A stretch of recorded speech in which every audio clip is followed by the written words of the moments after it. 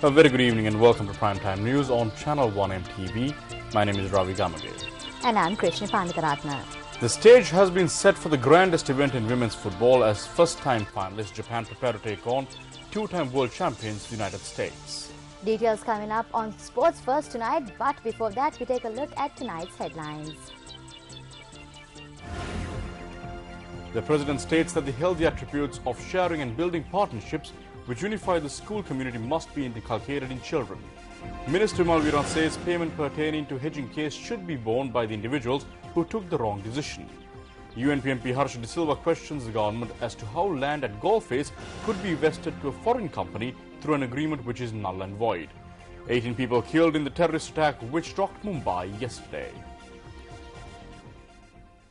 President Mahinda Rajapaksa states that the healthy attributes of sharing, building partnerships and solidarity which unify the school community must be inculcated in children from their formative years. The President made this statement at the annual prize giving of St. Thomas's College, Mount Lavinia yesterday. Awards and certificates were presented by the President to students at the annual prize giving of St. Thomas's College, Mount Lavinia. Students who obtained the best results in the advanced level and ordinary level examinations were recognized at the event. The education imparted here and the setting in which it is offered emphasize the reservoir of shared values and traditions which are certainly strong enough to hold our nation together. The friendship that are forged here cut across narrow divisions and stay throughout life. Healthy attitude of sharing, of partnership, and solidarity which unify the school community must be inculcated in the formative period of childhood and early youth. This represents our major national challenge as well today. With the eradication of terrorism and the dawn of stable peace, we have opportunity after almost a quarter of a century to put our country on the path of rapid economic and social development.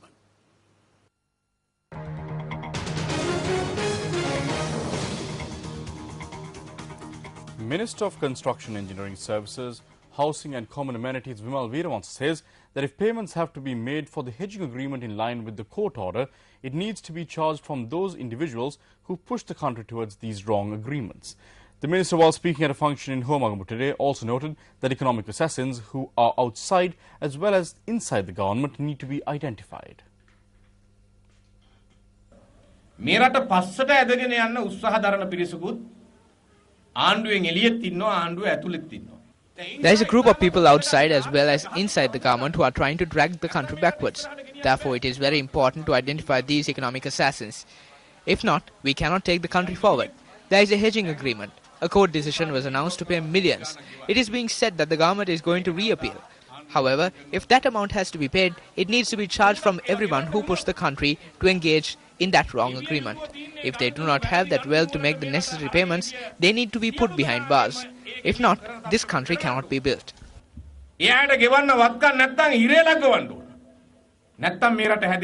The first house that was constructed under the Jana 7 housing project in the Deyagama area in Homagama was handed over to its owners today with the participation of Minister Vimal Veeravansa. This house is being constructed at a cost of 1.5 million rupees in a period of 58 days. UNP parliamentarian Dr. Harsha De Silva has warned that fuel prices may be increased once again in order to pay the dues ordered by a commercial court in London on the hedging agreement. The court in London early this week determined that the Ceylon Petroleum Corporation owes nearly $162 million plus interest to Standard Chartered Bank for non-payment of hedging dues.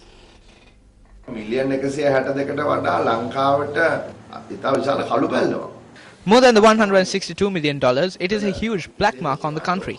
The main issue is that this money needs to be paid some way or the other. The biggest problem is as to how investors will look at the country in the future. The hedging deal was an international gamble and the government lost it. When you lose a gamble, you need to pay the amount lost. What will happen through this? The local fuel price will not go down, but it will rise further. In the coming days, the fuel price will be increased because the amount lost by losing this gamble needs to be paid.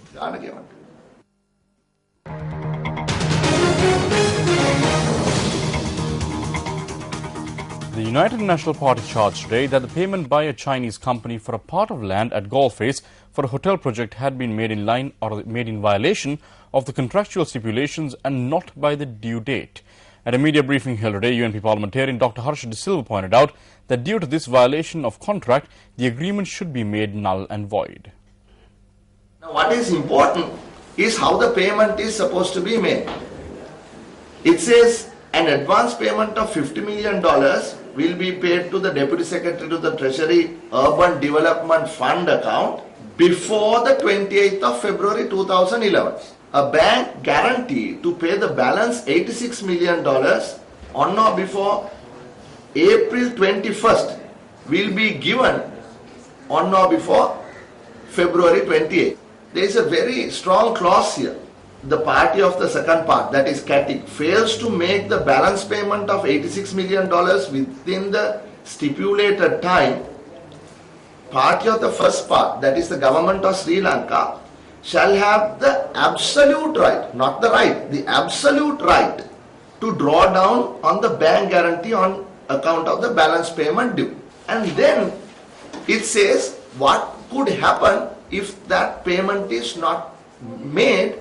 Parties agree in general that time will be of the essence. In particular, the time frame stipulated in term item 2 hereof, which is the one I spoke of, relating to the transfer of land. Hence, this agreement shall be terminated automatically in the event the developer does not make the payment in accordance with the time period set out in clause 2. And only 54.4 million has been paid, and that too only on the 25th of April. So according to the agreement, this is not valid, because agreement says the agreement will be automatically terminated if all monies are not received by the 21st of April. Deputy Minister of Economic Development Lakshman Yapabewardhan rejected the allegations levelled by United National Party parliamentarian Dr. Harsha De Silva on the Golface land sale. Over the past few days, Harsha De Silva has been talking about a delay in the Treasury receiving the first cheque. This was not delayed by several months or years. There was a delay by a few days for us to receive this cheque. But that is not a reason for this agreement to be annulled. When the government is implementing such a massive project, a delay in receiving a cheque by a few days or months is not a reason to annul an agreement. The government will decide on this.